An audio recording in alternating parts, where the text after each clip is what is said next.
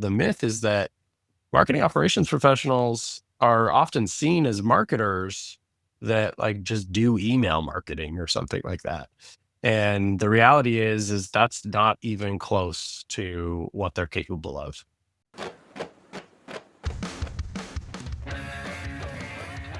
Oh, yes, this is the Hardcore Marketing Show. I'm Casey Cheshire, your host for this epic journey.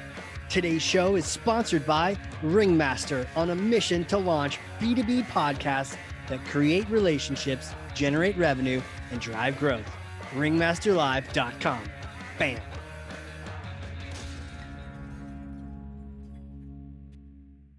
All right, here we go. You hit the button and the adventure begins. It's got like getting locked into the roller coaster. Hey, there's no escape. You must listen to this episode now, but I can't wait to introduce you to our guest. In fact, you may be on this episode because of our guest, because he is an absolute badass. He is so well known in the community and for creating communities, and that you may already know him, but it's the kind of community where you're giving, you're trying to help other people out. He is constantly doing that. He has a reputation. I didn't even tell him that I knew that, but his name is out there, and this guy is so helpful. He just tries to help people. Well, who is he, Casey? Who is he? Stop teasing us with this thing. Well, he's a marketing ops leader, a thought leader, community wrangler, and I'd argue a whisperer, podcaster, advisor to the stars, founder, and what he's most popular for, I would even argue right now, Marketing Ops Pros, MO Pros. Hey, this is the number one community. Oh, you already know. I know. But for those that don't, the number one community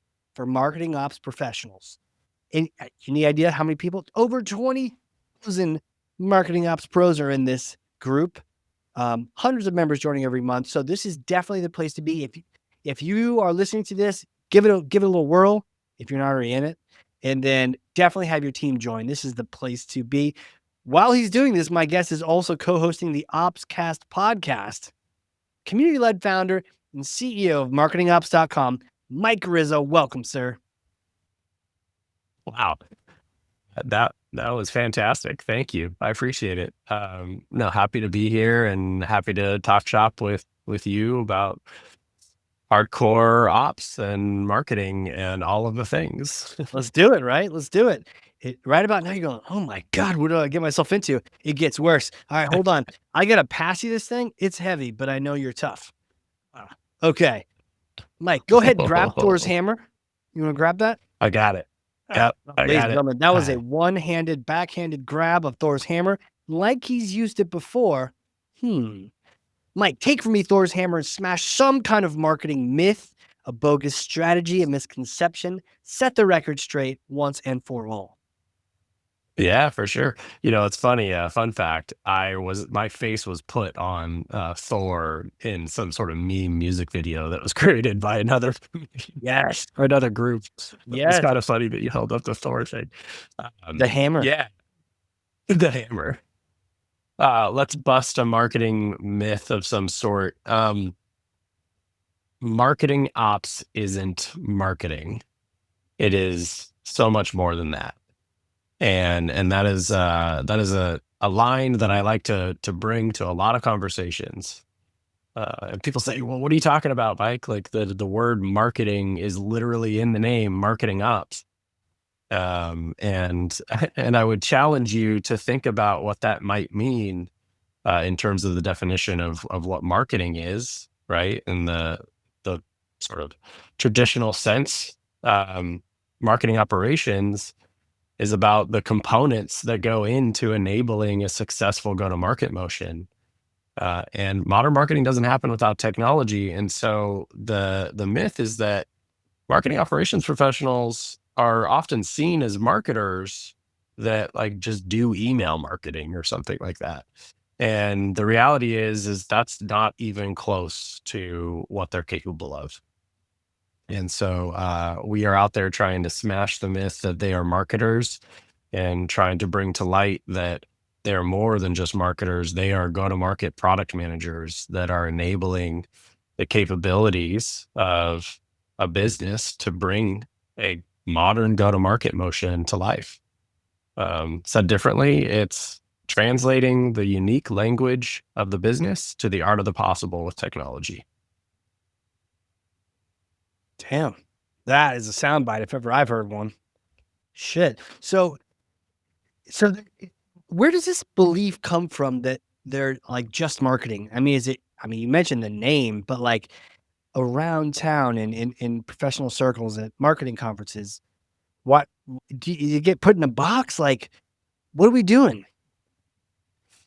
Yeah, it's a good question. I think first and foremost, marketing operations by title, just for like a quasi brief history lesson, is that really the title was born in B2B SaaS. Sure. And we see sort of the functional vocation really come to light in the B2C ecosystem, and it's arguably been around for a lot longer. They just tend to call themselves like life cycle marketers or something like that. So the practice of the types of things that these marketers are doing is very similar. But on the B2B side, it was born and created as a marketing ops sort of title. Um, and I think the problem persists because, yeah, I mean, sure, the name has marketing in it, but more often than not, they were there to just, they weren't even there for a purpose. They were there by accident.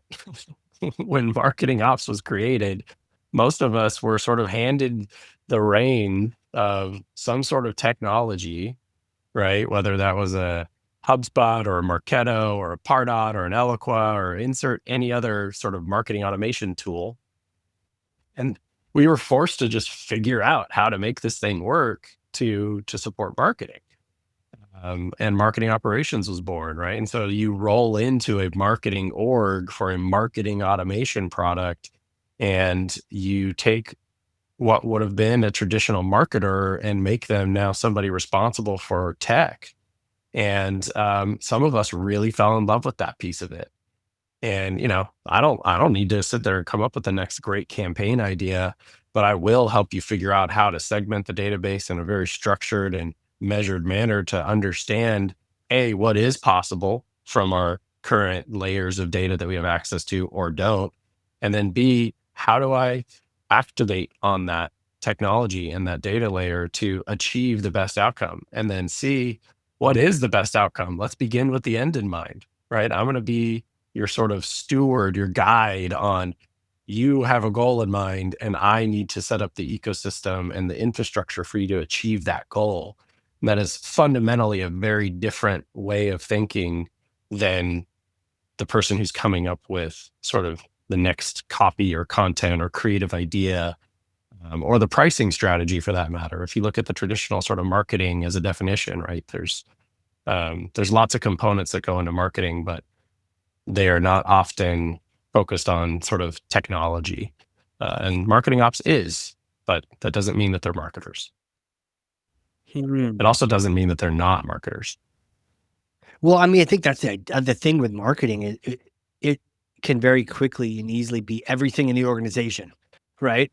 Yeah. The whole customer experience from every point A to point Z, and then and even afterward or in before, and it just that bird's eye view. But it also could easily own everything. That I Yeah. is this like the door swinging back the other way, saying let's zero in on a particular aspect, the technologist, the person connecting the dots and the processes, and how how strict is the definition? And how strict is the definition of marketing Yeah. ops? Um, yeah, that's a good question. Chew for chew with good questions today. That's pretty good. That's about it. All the rest are gonna really suck, so They're all going to yeah. suck. I would say it needs to be restricted a bit. And I would say it needs to be contained to, it's like it's a little hard to put words around it right now, just off the top of my head. You would think I'd have this stuff committed to memory, considering we're trying to build a certification in pursuit of establishing the boundaries that make somebody a professional in this field. But what's important is the definition needs to limit the individual who is practicing marketing operations from being the person who is the idea generator and the campaign strategist to the implementation expert to the AdWords expert, right? Just because I understand how Google AdWords works or LinkedIn ads are deployed and tracked and what a tracking pixel is and the structure of a campaign doesn't mean that I should be the person trying to optimize the use of that environment. I understand how the technology works and how I want to report on it and how I want to capture data, but I shouldn't be the one trying to set up the campaign strategy and the next keyword values, Right. right? Those are very different things. And so, as we think about restricting the definition a bit, it's about translating kind of that technology capability to the needs of the business and establishing sort of that enablement layer, that strategic enablement layer for the rest of your go-to-market team. Right.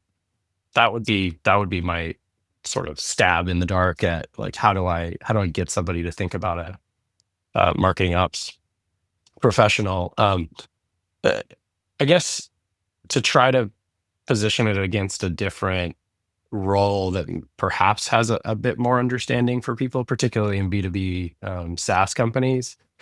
You have a product manager, right? Someone that's in charge of delivering and creating a quality product for your company. Hmm. And their job is to interface a bit with your internal stakeholders, understand the technology and its capabilities. What's the code written on? What's our deployment process look like? How do we evaluate whether a feature is going to be revenue generating or whatnot? But they're also meant to interact with your customer base and try to understand the needs of your customers to build better products and features, right? So you would not expect them to be the developer at the same time, right? Um, Some people might. Yeah, it'd be a bad job description. yeah. w- and so I think it's like think of a marketing operations professional as a product manager.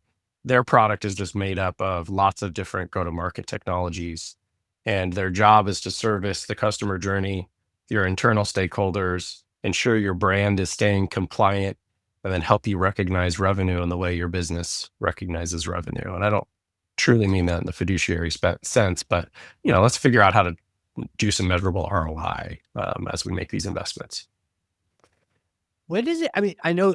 I mean, the community, you're constantly looking to grow and level people up and teach and train and learn them good. Um, and it and really share what the core of this is. Did you say you have certs? You're going to have certs at some point? We're on the path of establishing what I would think of as if you're familiar with the Project Management Institute, the Yeah. PMI. So they help you acquire the project management professional certification, the PMP. We would very much like to become the certification body for a marketing operations practitioner. And we're working really hard on establishing at the moment what we view as a three-tiered system to achieve different levels of certification so that as you start to fall in love with this role, if you've sort of been doing it for a while and you really like it, you want to prove that you really know your stuff, you can kind of get in at level one and build a career from there. That by the time you achieve a third degree top level certification, you would be seen as a certified go to market product manager. And you are really sort of that steward that's bringing together your executive stakeholders, your internal stakeholders and practitioners, and ushering in the go-to-market product, the entirety of that tech stack and being that enablement strategist at the end of the day. So we're on that path. It is not launched yet, but we have an incredible group of experts that we've pulled together from the community to make sure that this is truly a community-led motion Hmm. and backed by people who have really been there in the trenches and done this stuff. I mean, I love the idea of that because then you're ensuring that there's a path for people to grow into and challenge themselves with, and especially expanding on the strategy side, like understanding the tactics and then just growing your ability to eventually sitting in those bigger and bigger meetings and holding your own. If I were to ask you like what the core principles or the core strategies to make a like a good marketing ops professional, what would you say they are? Ooh, what's funny is a lot of this boils down to, I think what we would all refer to as soft skills. Really? Um, and so, I would say the most common, mm, it's not even a soft skill, I guess it's a trait. The most common trait that we see is, maybe there's two. The first is curiosity. So you were just a naturally curious person that likes to solve Yep. problems. And, it doesn't mean you have to love puzzles. Like I don't love puzzles, right? Right. But if you have an affinity for sort of digging in, and like the second trait is like self-serve, right? Your natural instinct is to maybe Google the result or just try something Yeah. first before you go call a friend who you think has known, maybe has done that before. Today, obviously, we have a community where we want you to phone a friend Right. and we want you to propose your challenges so that you can learn a little faster. Because frankly, when we all got started, we were pretty alone in this stuff and you're just kind of bumbling your way through it. And so I'd say that that's what makes a really strong marketing operations professional, somebody who's like a self-serve, naturally curious individual, but has a um, sort of a, let's call it a mile wide and an inch deep understanding of marketing, right? You don't need to be kind of think the T-shaped marketer, Yeah. Right. Right. the traditional sort of T-shaped marketer. It's funny we can call that traditional now. And maybe where you go deep is on the tech side, right? Like you didn't go deep in content, you didn't go deep in SEM, any of that stuff. You went deep on the sort of marketing automation technology track, but you understand the practices of marketing. I'd Right. say that once you've sort of absorbed all that like general know-how, you start to really be able to guide people on how do I use technology to achieve my goals. I think I said it at the top of this, like modern marketing doesn't happen without technology today. Right. And so like someone has to lead the charge. And you know, one way to do that is learn a lot about marketing and go deep on tech. And there's something about being intentional about learning the tech and using the tech. To your point, at the very beginning, a lot of us were learning it, I don't know, not on accident, but out of necessity, and man, I'm sure many of us were just repeating all the same mistakes as we were learning the process. So to be able to skip maybe the crawl, walk, maybe not right to a run because you want to warm up, don't want to hurt yourself, but like let's get to that run faster because as a community we're helping each other learn. Yeah. Yeah. You can see around a couple corners Yeah. maybe. And historically, organizations have paid consultants to try to help them see around corners, Right. right? And so you can kind of think of the community that we have as like a big group of expert consultants to help you see around corners and think about things. If whether you're working on a small business or an enterprise, we've got people that have integrated all kinds of things or gone through multiple M&A deals and had to integrate systems, and that kind of stuff. You can't trade that, right? Like when you can drop a message to somebody who you've seen talk about their, oh gosh, we just acquired 3 companies, and you're like, oh my, our company just acquired a company. I don't know what to do, Right. right? So you got someone to talk to now. Like that's otherwise, what else are you doing? Yeah. Right. Yeah, and there's certain situations I'd prefer not to learn for the first time by doing it and and learn what not to do. Right? Like I want to keep my job. Right. What if I mess this up? Right. Yeah. So it's like it's a safety net for learning, for advancing, for going faster. And then at the same time, it's your professional network, right? You get Yes. to expand your opportunities and your horizons by being a part of these environments. So yeah, we were all just trying to figure it out at the beginning, and now you don't have to do it alone. And then you personally, how do you like to learn? I definitely learn by doing.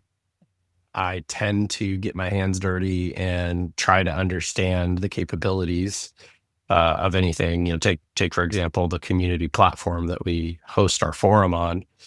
Um, we run an SSO into it, and I wouldn't have even thought that that was a option, right? Until I started really unpacking how that platform works. And the whole goal is to streamline, a user's sort of journey into, okay, I became a member, I signed up, where do I go next? So I learned by doing mostly. I am not an avid reader, I will tell you that much. I have many a book that I've half started, Yeah, I'm looking at a bunch right now. Yeah. to the point where I'm like, uh, I get it. And then I just kind of put it down. So I will finish a book if it's pumped into my ears, though. I like that. So Yeah, and I think pods are great for that too. I know you host a pod and like it gives you a chance to ask people questions in a more interactive way and ask dumb questions that maybe a book won't let you ask because you got to wait till the next chapter to get there. yeah, yeah, 100%. I would agree with you. I definitely learn by osmosis, sometimes just by, seeing what people are talking about in the community, but on our podcast for sure. Yeah. We get pretty nitty gritty and nerdy. And then naturally I learn at our conference, I guess, lots of great content being shared there. So Yeah, bringing them in, man, to teach everybody else out. That's wild. Where do you think this is going? Like, if you were to forecast 5 years from now, what does marketing ops look like? um yeah, the profession, I would say, I hope that at that point we've established at least our level one and level two certifications, gotten true sort of buy-in and validation from the community that this feels like a valid path and a career growth stepping stone. And that we start to see even more VPs of marketing ops taking a seat at the strategic sort of leadership table, um, at least at a minimum at the mid-market level and above. The SMBs might not want to go higher for that level or that caliber of a role, but I hope that within the next 5 years we start to see more and more of that.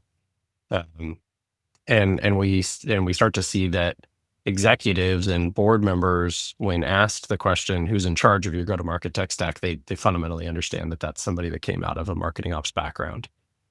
And so that's where I would hope that we go in the next 5 years. Certainly, be able to say that as a response to that question would be a power reply. Like, be able to say the person doing it isn't the intern that stuck around. The person doing it might have been, but is is a specifically in that role for a reason because they have a passion for it, but they also have an expertise they've been building for years now, maybe or deliberately.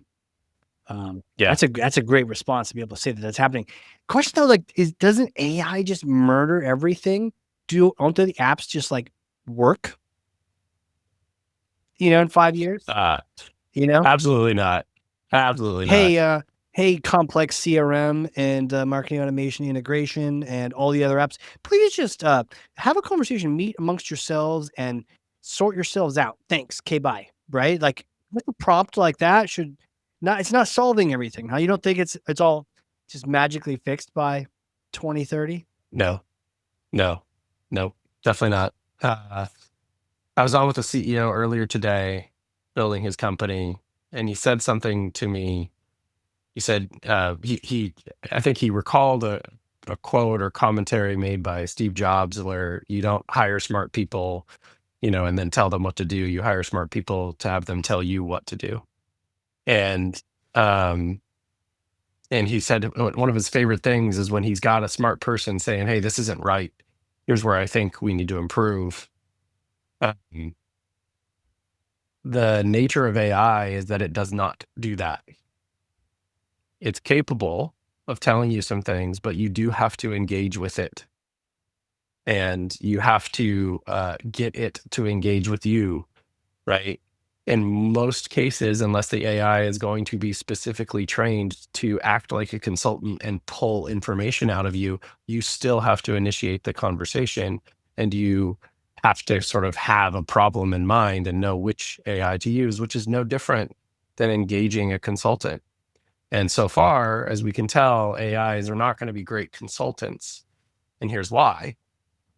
If you are hiring Deloitte or Forrester or insert any other big consulting firm, part of the value that you hire them for is that they have a breadth of exposure and experience and talent that has seen a lot of different things. AI arguably can see more things, but in an environment like that, it is wrong to assume that AI will be able to see all of those things because it would be not compliant to do so. Unless we enter into a world where, let's just say, one of the big consulting firms starts provisioning their own AI. And then with every client, they say, hey, by the way, everything we talk about with you, everything you share with us, your unique fingerprint, your unique business model, your emotions, all these things, we're going to put into this AI. And then we're going to do that with all of our clients so that now we can have an AI replace our consultants because it's seen how all these other businesses work and it can guide you as an expert in the field. There's no freaking world in which that's going to happen. It's a great point. And so people still super important. And AI is not going to be able to consult you the same way that a human can, who's seen many, many things and can privately, discreetly talk about, you might want to watch out for that because I've seen this before. I don't need to tell you who the company is or what happened, but I can tell you, I could steer you in the right direction. Man, that's such a great point. My brain went to like the pyramids. Apparently, the Egyptians were great at documenting things, but not really documenting anytime anything ever went wrong. So most of the hieroglyphs are like, life is good. What's up? And so the problem then is that if you build, like with content and blogs out there, a lot of this content is the public facing stuff, and even maybe some of the things that an author might write about, but you still don't have the level of experience you're talking about, the amount you're talking about. It's kind of private stuff that we don't share, or you can't share contractually. So You can't. you can't. You can't, you shouldn't, you won't. You won't. And so AI, like, that's like a few levels up that I like try to get people to start thinking about why it won't replace, everything. Or, ideally it hopefully won't, because that would be a lot of proprietary data to store in some sort of system. But at the end of the day, it harks to the point that every single business is unique. There are too many variables in what makes a business successful. And half of the time it's a hunch. And the other half it's educated guess, right? And so you can, as any B2B software company or B2C company out there, you can choose to have a hunch that you believe doing ads on Facebook is the right go-to-market motion for you, while equally your competitor says, no way, Facebook's not where we want to be, it's LinkedIn. And you both make a bet. But an AI won't know the difference between those two things because it won't be trained on the fact that both of you tried one and one of you won and one of you failed. Right? And so it's not going to be able to consult you in the way that a consultant can. And it won't be able to replace people in that regard because there's too many variables and too many, possible, success paths to go down. Right. Too many paths and not enough data. By definition, it'll have issues with that. That's fascinating. This is the first time I'm hearing that, and it's sort of mind-blowing, but it makes total sense. Kind of makes me feel good too, especially in the consulting world. Like, okay, all right. I'm so glad to hear that from you. Yeah. I guess I should say that stuff out loud more. You should. Yeah, definitely. Because, we say, hey, AI and this and that, but it's like, no, practically speaking, but even legally speaking, that's not really possible. So about that. And then you'd have to wonder, anyone that did use AI to consult with you on that stuff, what kind of information are they consulting, or are they using for their expertise? I don't know. And then it just, that's what a great moat that is for consulting. Yeah, I personally think it's a really, really good mode. I think AI is the great enabler for the enablement team. Yeah. I think it will allow you to move faster in many, many cases, and get out of sort of the mundane stuff, right? Particularly in marketing ops, it's not going to replace your job. I think when you understand, if we kind of go back to some of the definitions I was talking about, when you understand the art of the possible with technology, you as a marketing operations professional know which levers you can kind of play with, and you can prompt or ask an AI to help you accomplish your goals. But the layman who has never seen the inside or the underneath of a HubSpot, Marketo, or Salesforce and doesn't fundamentally understand object orientation or any of those things isn't really going to know how to ask for their outcome. And I might be able to coach them along the way, but really you should know what you're looking for.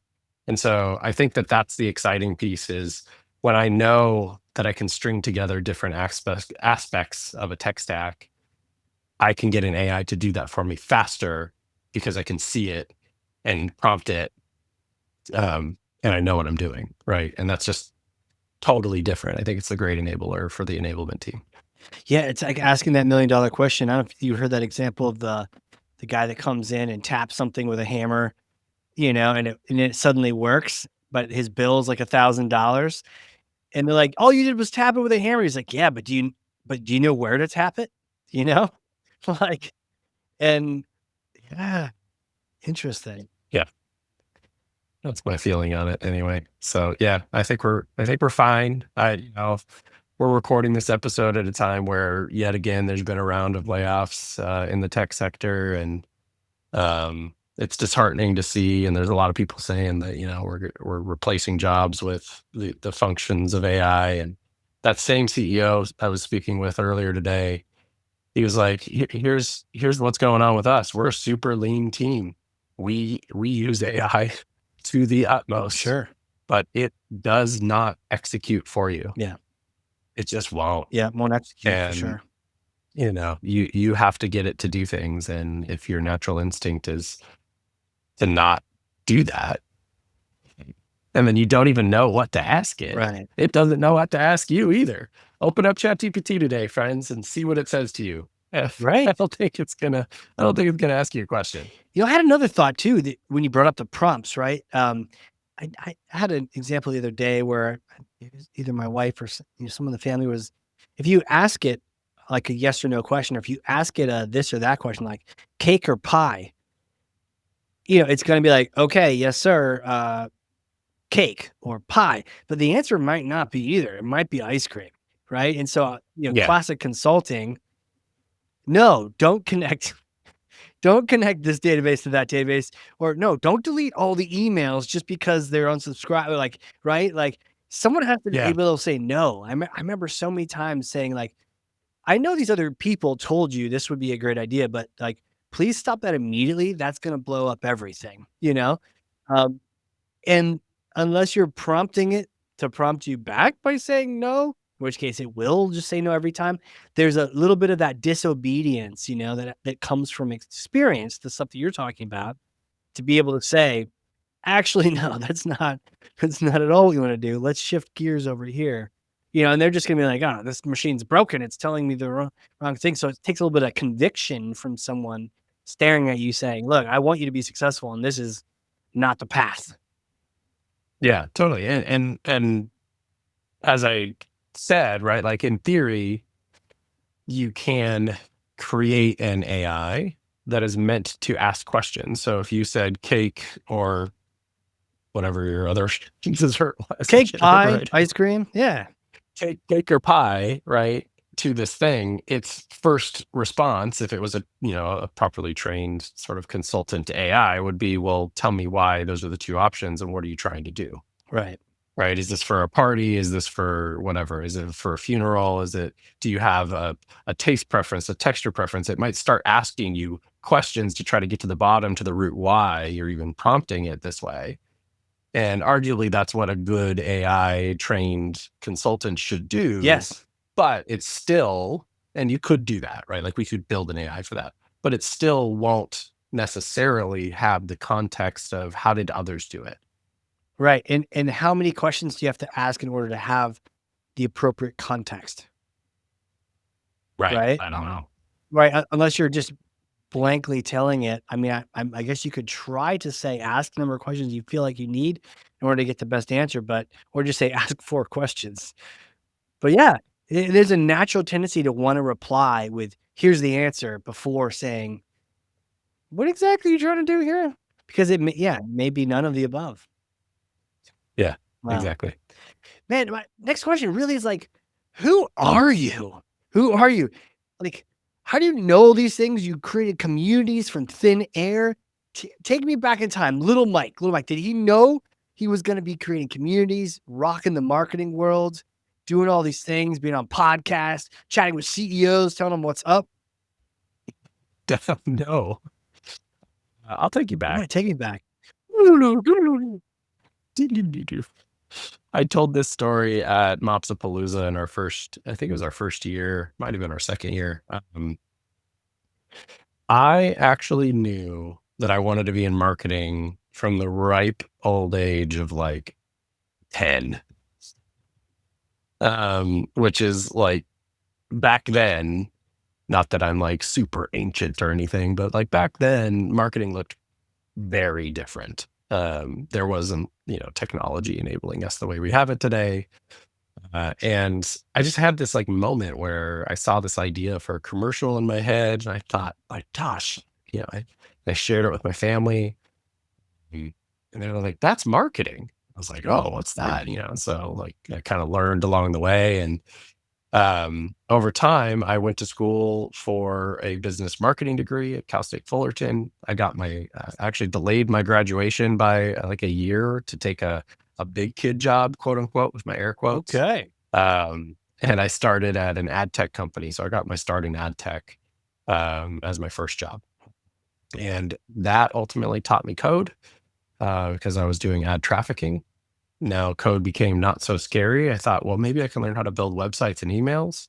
So I went down that path. And then I was brought into a team to, again, with the air quotes, figure out how to send a newsletter. And so born was my foray into marketing automation. Man. And I really fell in love with the sort of MarTech side of things from that point on. So in that job, I actually did multiple migrations, which is Oh, where geez. my marketing hat really came on. Jeez, that's where you earn the stripes. Do you remember the commercial? I do. Yeah. Yeah. What was it? Um, I was standing in the front yard at my great grandfather's house. His name was Clifford. And we were just like hitting some wiffle balls. And the most popular video game at the time was the 007, James Bond 007 game on like Nintendo GoldenEye? 64. Yeah, it was the GoldenEye. Classic. And yeah, classic game. So I'd been playing a lot of that. And my dad works for Pepsi. He's a truck driver. And so, for some reason, the intersection of Pepsi and this video game came to mind, and I was like, "What if James Bond turned and shot like he does, his famous opening scene to the movie, and it shoots the Pepsi can, and it flips into the air, and it lands back on its bottom, and then the Pepsi just starts to pour into a cup of ice." And that was my commercial Yes. vision for the co-branding of those two elements. All at once. Out the hole? Like, did it oh, man. Either way, that's brilliant. Thanks. Yeah. So that was my idea, and then I realized I was really not that kind of marketer at the end of the day. Um, I'm not quite that creative. I'll tell you what, that's a better commercial than a lot of Super Bowl ads I've seen lately, so I wouldn't sell yourself too short there. There's some pretty crappy stuff out there. That's a great and, kudos to your family for just being able to recognize that's marketing, not being like, "You're an idiot, shut up and eat your broccoli." They're like, "Oh, yeah, that's cool," and they probably I mean, it's a good ad. If it was if you had Tab or something and they wouldn't have given you Yeah. that idea, but that's really cool, man. I Pepsi appreciate it. Pepsi, if you're listening, you need to contact Mike and get licensing for that idea. We're gonna retro throwback and do a series for all of us who want to hark back to the nostalgia of GoldenEye 007 video game series. We'll just do a whole ad run of that paraphernalia and do the campaign. You know what? And I'll be there too, but I'll be walking around the outside dropping proximity mines. That's what I'll be doing, you know? Nice. I love that. I love that. Oh, that is so funny. It's funny though. I did have one grandpa who was like, "You don't want to be in marketing," Yeah, and I was really? like, "Well," like, "Yeah, you don't want to do that." I'm like, "Why?" He's like, "Because marketing, you end up working for an agency, you have a client, eventually they get tired of your ideas, and then you got to go find a new client. That's not good recurring business." And he's like teaching me recurring, this is well before recurring revenue models really Sure, you're getting schooled by your family, dang. that. I'm like, I don't know about that. I still really like the idea of it. And then lo and behold, SaaS was born. What did he do? Like, what's his is he like a mechanic? If you see him, like, with a rag over his shoulder, be like, "Fixing cars, that's the way." He was definitely an entrepreneur, or That's is cool. still, though retired now. He built a blinds business. He actually owned a factory that made all of the flocking for Christmas trees. And so they were like the largest manufacturer and distributor of like flocked Christmas trees. And so yeah, he had a few different businesses over time. Eventually, went into real estate, bought some corporate office buildings and residential. So really, thinks pragmatically about sort of building business and markets and finding sort of those strategic partnerships and all that kind of stuff. But yeah, it's interesting. He's actually my step grandpa technically, but he raised me, so he's my grandpa. Well, that's why his advice was only, halfway decent. Recurring revenue, but he was a little incorrect about the marketing. But that, hey, we'll give him a neutral on that, a push. But I had to Google flocking. I I didn't know what that meant. Nobody knows what that Yeah, means. That's the, like, white probably not. snow on a tree, right? Yes, it's the fake snow that goes Like on snow. trees that we very rarely see anymore, right? So back in the day, there weren't a bunch of fake trees. There were real trees with fake snow, and now there's just a bunch of fake trees with fake snow. Yes. Flocking. I feel like flocking is, the kind of word that you would say as a kid to try and not get in trouble, but your parents know what you're talking about, and they're like, "Stop it." Yeah, Well, this is a fucking great show. This is a great episode, and you're a flocking great guest, my friend. Hey, my let's talk marketing ops. Let's talk. You have an event coming up. Let's give a shout out. we do. Yeah, what? Tell me more. When is it? Where is it? How do we get hooked up? Mopsapalooza. It's a mouthful, but that's the name.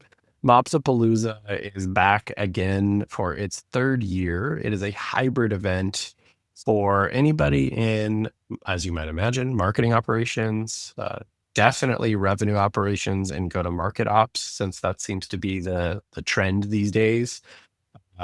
People in our community often refer to themselves as both RevOps and go to market ops types of professionals. So if you really want to understand the how, not the why behind technology, um, you come to our event. It is all community led. So you will see people on stage who have done some really cool stuff to enable various go to market motions, build out very scalable ecosystems of technology, and give you practical advice on maybe how to build a career here or leverage the latest and greatest in technology. We do not sell stage time to sponsors, Right. so you are not going to walk out feeling like you just got pitch slapped. Pitched all over the place. Man, you got some great speakers lined up here. Yeah, those are just our workshop hosts too. Nimble. Yeah. Okay. Workshop host. Yeah. Yep, those are our workshop hosts. So we've only got on Monday, we've got a number of workshops where you can do 90-minute deep dives and really learn some awesome actionable stuff, whether that's building your AI roadmap or understanding how to communicate to leadership and establish your leadership credibility.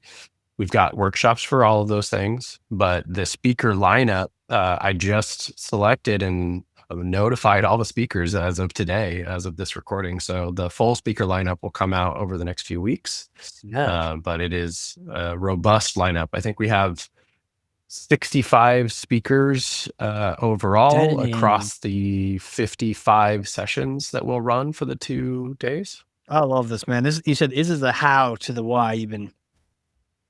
This is so good. Um, Okay, I'm looking at October, right? 27th, 29th. Yes. Yep. Mopsapalooza is October 27th through the Okay. 29th. It's in sunny Anaheim, California, right behind the California Adventure Park. So for those of you that decide you want to come hang out a little longer, we go to Disneyland on Thursday after the event, and we have a good time as a community. But you'll nonetheless, October is a beautiful time of year to be in California, learning from some amazing people. So we definitely encourage you to come down. And if you can't, it is hybrid. So if you join as a pro member of the community, which is only $350 for the year, you can live stream the event at no additional cost. Otherwise, if you don't feel like being a part of the community as a member, you can buy a live stream ticket for $500. It's a no-brainer. Join the community. I mean, I literally want it to be so easy for people to Like be like, dumb easy. I love this. Like, why wouldn't I say yes to this? Right.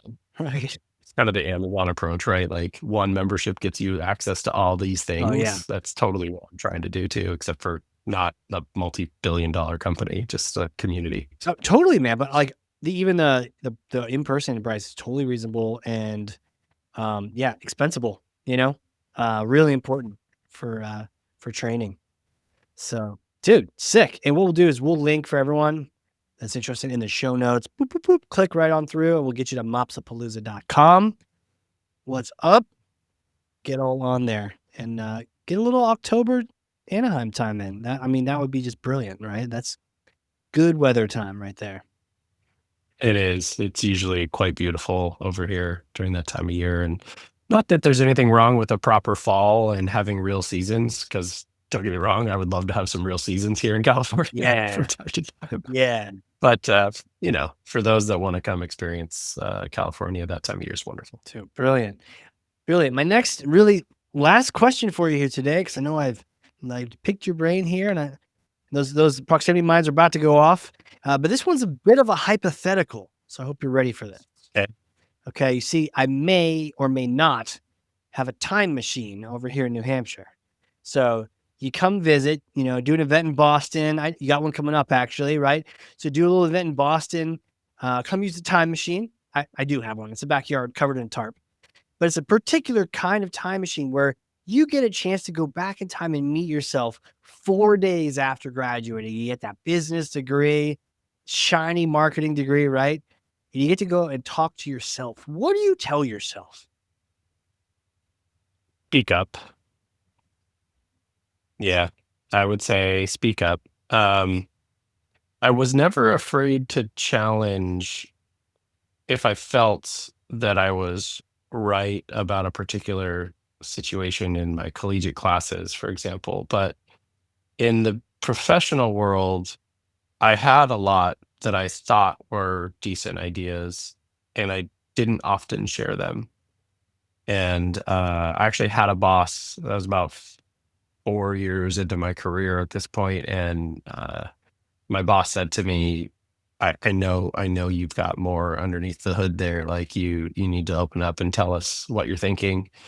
You know, don't don't be shy, kind of a thing. Uh, and so, yeah, just trying to figure out how to do that in a way um, that feels constructive and supportive of the business. I'd say that's my biggest piece of advice to myself and to anybody who's coming up is um, it's a tricky path to navigate in marketing operations in general. You're often somebody who sees a lot of potential, and sometimes what you see as potential can be heard from others as you know it all or you know better.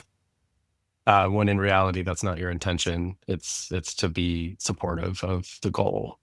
Um, and it takes time to try to figure out how to articulate that, but you got to practice. So in order to do that, you got to speak up. Kind of speak up, man. That's powerful advice, and shout out to that boss for just pulling it out of you and saying, "Come on, man. I see the brain smoking. I see it making some calculations. I want to hear that. Let it out." Yeah, my wife does the same to me now. She's like, "What are you thinking about now?" She knows. She knows. She's Like, your brain never turns off. And I was like, I know. I wish would sometimes. Do you think you would listen to yourself? Mm, that's a good question. There's your third one for the You're the show. third. Hey, ding ding. Yeah, I mean, I'd like to think so.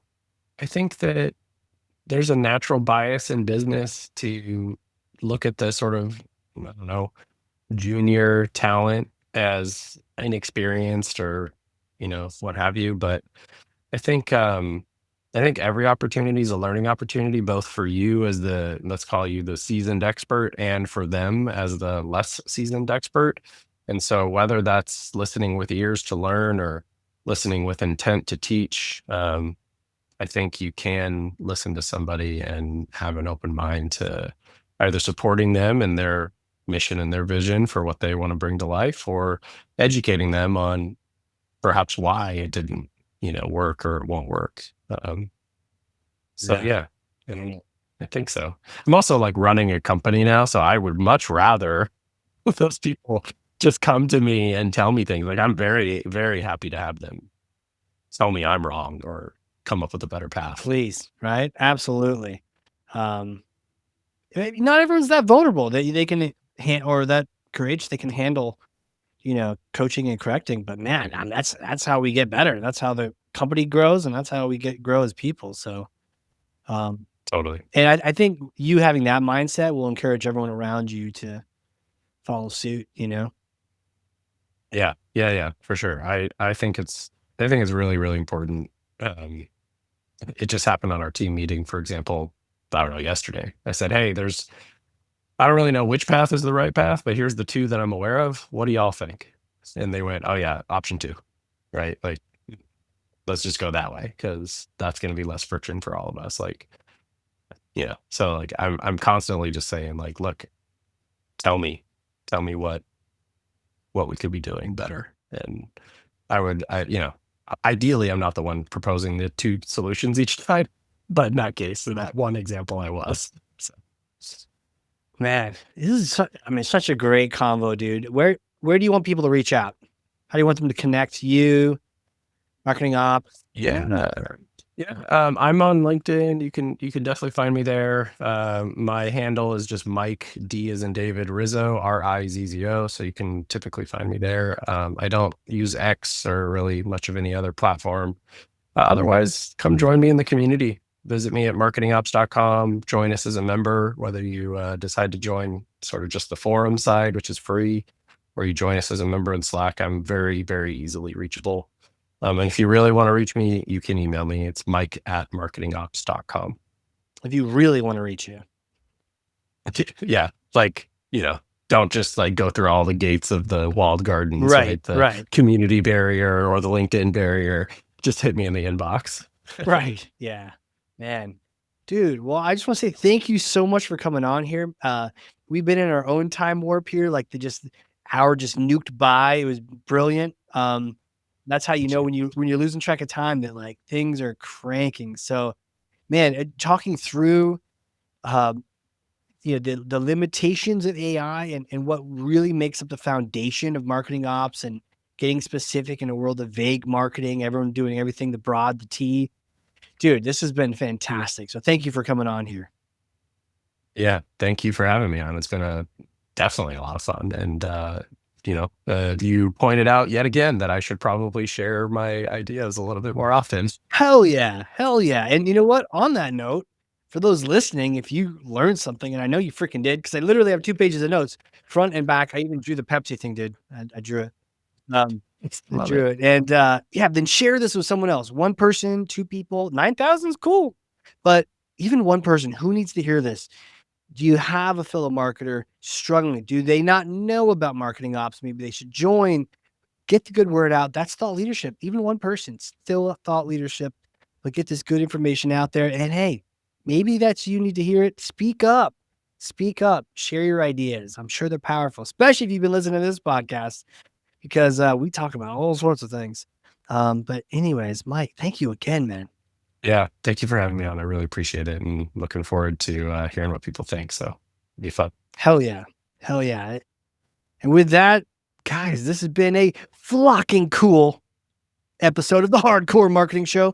We will see you all next time.